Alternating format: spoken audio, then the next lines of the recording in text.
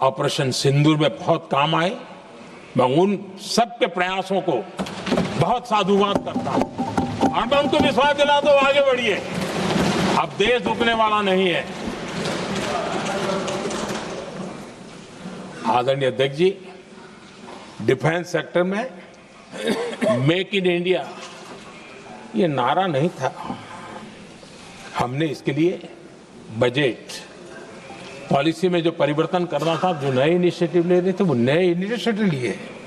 और सबसे बड़ी बात, क्लियर कट विजन के साथ हमने देश में make in India defence sector के अंदर तेज गति से हम आगे बढ़ रहे हैं। आदरणीय अध्यक्ष जी, एक दशक में डिफेंस का बजट लगभग पहले से 3 गुना हुआ है। डिफेंस प्रोडक्शन में करीब करीब 250% वृद्धि हुई है, 250% वृद्धि हुई है। 11 वर्षों में डिफेंस एक्सपोर्ट 30 गुना से भी ज्यादा बढ़ा है, 30 गुना से ज्यादा। डिफेंस एक्सपोर्ट आज दुनिया के करीब 100 देशों तक हम पहुंचे। और आदरणीय अध्यक्ष जी, कुछ चीजें ऐसी होती हैं जो इतिहास में बहुत बड़ा प्रभाव छोड़ती हैं। ऑपरेशन सिंदूर ने डिफेंस का जो मार्केट है उसमें भारत का झंडा गाड़ दिया है। भारत के हथियारों की डिमांड आज बढ़ती चली जा रही है, मांग बढ़ रही है। ये भारत में उद्योगों को भी बल देगी, एमएसएमई को बल देगी, हमारे नौजवानों को रोजगार देगी और हमारे नौजवान अपनी बनाई चीजों से दुनिया में अपनी ताकत का प्रदर्शन कर पाएंगे। ये आज दिख रहा है, मैं देख रहा हूं। डिफेंस के क्षेत्र में जो आत्मनिर्भर भारत की दिशा में हम जो कदम उठा रहे हैं, मैं हैरान हूं। कुछ लोगों को आज भी तकलीफ हो रही है, जैसे उनका खजाना लूट गया। ये कौन सी मानसिकता है? देश को ऐसे लोगों को पहचानना होगा। आदरणीय अध्यक्ष जी, मैं स्पष्ट करना चाहता हूं, डिफेंस में भारत का आत्मनिर्भर होना ये आज की शस्त्रों की स्पर्धा में के काल में विश्व शांति के लिए भी जरूरी है।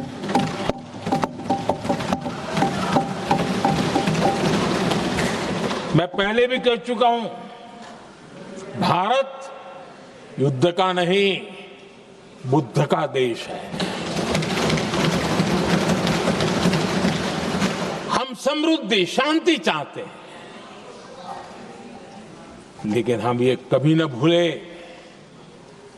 कि समृद्धि का और शांति का रास्ता शक्ति से ही गुजरता है।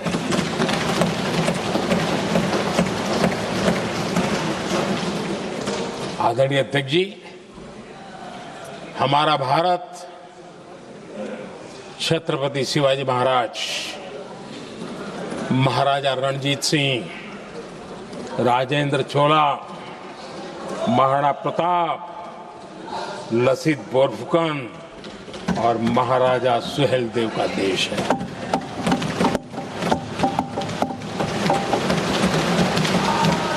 आदरणीय अध्यक्ष जी, हम विकास और शांति के लिए सामरिक सामर्थ्य पर भी फोकस करते हैं। आदरणीय अध्यक्ष जी, कांग्रेस के पास नेशनल सिक्योरिटी का विजन न पहले था और आज तो सवाल ही नहीं उठता है।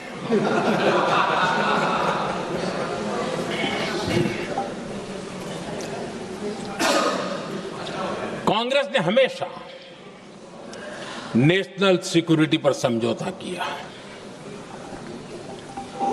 आज जो लोग पूछ रहे हैं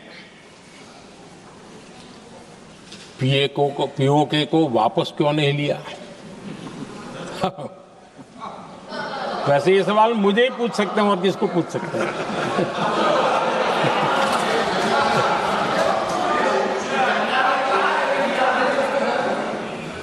लेकिन इसके पहले जवाब देना होगा पूछने वालों को। किसकी सरकार ने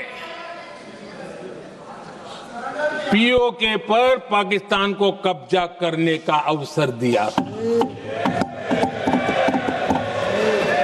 जवाब साफ है,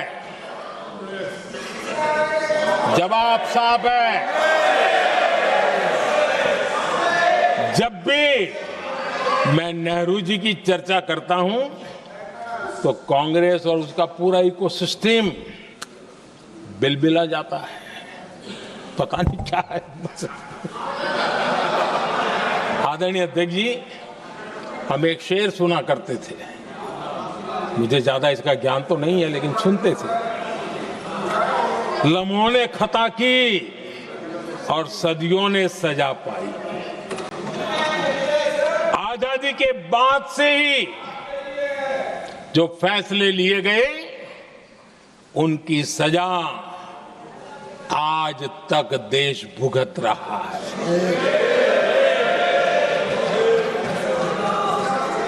यहां बार बार एक बात का जिक्र हुआ और मैं फिर से करना चाहूंगा। अक्साई चीन की उस पूरे क्षेत्र को बंजर जमीन करार दिया गया, ये कह करके तो बंजर है। देश की 38,000 वर्ग किलोमीटर जमीन हमें खोनी पड़ी।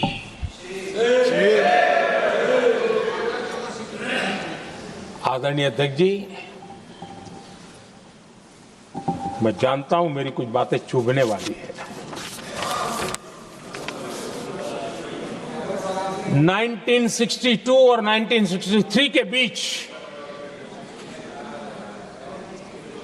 कांग्रेस के नेता जम्मू कश्मीर के पूंछ, उरी, नीलम वैली और किशनगंगा को छोड़ देने का प्रस्ताव रख रहे थे। भारत की भूमि, आदरणीय अध्यक्ष जी, और वो भी लाइन ऑफ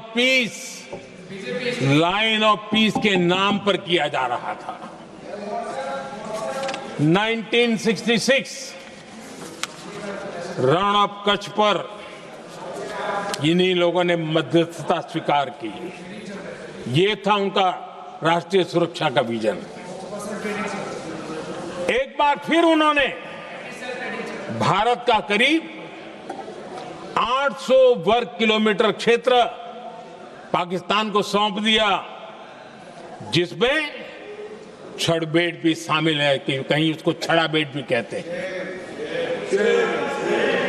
1965 की जंग में हाजीपीर पास को हमारी सेना ने वापस जीत लिया था, लेकिन कांग्रेस ने उसे फिर लौटा दिया। 1971 पाकिस्तान के 93,000 फौजी हमारे पास बंदी थे। पाकिस्तान का हजारों वर्ग किलोमीटर एरिया हमारी सेना ने कब्जा किया था। हम बहुत कुछ कर सकते थे, विजय की स्थिति में थे। उस दौरान अगर थोड़ी सा विजन होता, थोड़ी सी समझ होती, तो पीओके वापस लेने का निर्णय हो सकता। वो मौका था, वो मौका भी छोड़ दिया गया।